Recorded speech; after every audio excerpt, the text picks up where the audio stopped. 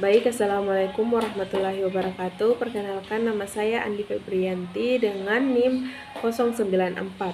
Di mana di sini saya akan menjelaskan materi mengenai pertumbuhan dan perkembangan tumbuhan.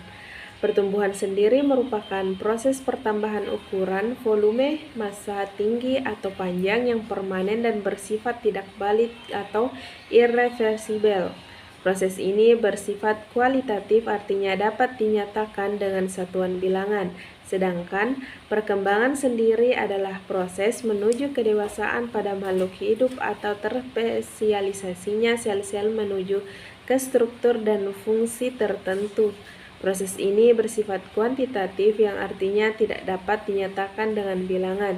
Contohnya sendiri pada tumbuhan yang dikatakan sudah dewasa apabila telah mampu berbunga. Jenis-jenis pertumbuhan, yang pertama adalah pertumbuhan primer, yang kedua adalah pertumbuhan sekunder. Pertumbuhan primer merupakan hasil aktivitas pembelahan sel-sel jaringan meristem primer. Pertumbuhan primer berlangsung pada embrio dan bagian ujung-ujung tumbuhan seperti ujung akar atau batang. Perubahan yang dapat terlihat karena adanya pertumbuhan primer adalah tanaman menjadi lebih panjang dan tinggi. Kemudian pertumbuhan sekunder. Pertumbuhan sekunder merupakan hasil aktivitas sel-sel jaringan meristem sekunder yaitu kambium. Pertumbuhan sekunder dijumpai pada tumbuhan dikotil dan gimnospermae. Akibat pertumbuhan sekunder, bagian batang tumbuhan akan membesar. Fase atau tahap pertumbuhan. Yang pertama, fase perkecambahan, yang dimana merupakan permulaan pertumbuhan embrio di dalam biji. Perkecambahan ditandai dengan munculnya radikula menembus kulit biji yang diikuti munculnya plantula tanaman kecil dari biji. Kemudian, urutan proses perkecambahan ada 4. Yang pertama, masuknya air ke dalam biji melalui proses imbibis. Yang kedua, aktivitas enzim-enzim untuk proses metabolisme.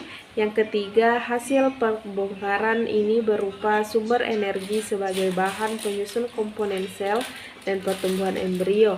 Yang keempat, embrio tumbuh dan berkembang.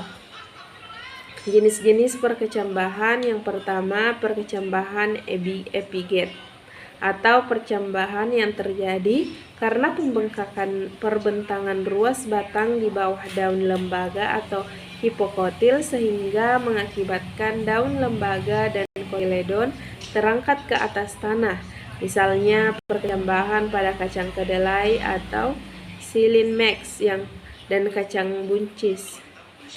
Yang kedua adalah perkecambahan hipogel atau perkecambahan yang terjadi karena pembentangan ruas batang teratas atau epikotil sehingga daun lembaga ikut tertarik ke atas tanah tetapi kotiledon tetap di dalam tanah, misalnya perkecambahan pada biji jagung.